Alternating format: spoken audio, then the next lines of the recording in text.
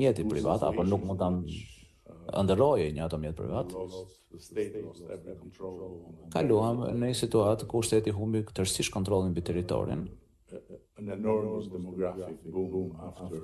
Dhe pati një boom jashtëzakonisht të madh demografik pas rënies së regjimit komunist.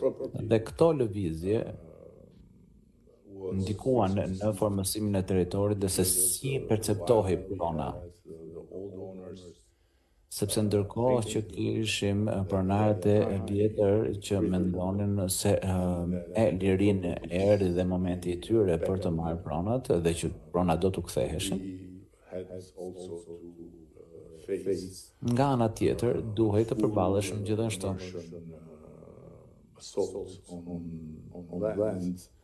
me një sulm të plotë mbi tokën dhe një numër të jashtëzakonshëm zhvillimesh që praktikisht u bën shtresa e re e pronësisë, le të themi, që nuk vinte përmes titujve legjitim të shkuarës, por përmes zënies së tokës. Dhe përtej kësaj, megjithse për arsye misterioze,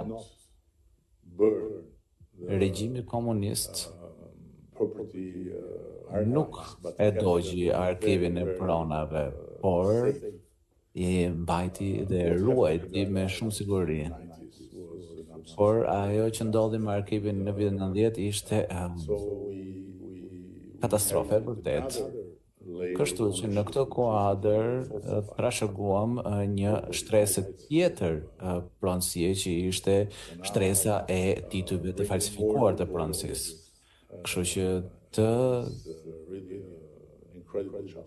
zgjedhësh dhe të zbërthesh të gjithë këtë është sfidë dhe vështirësi e vërtet që ka të bëjë me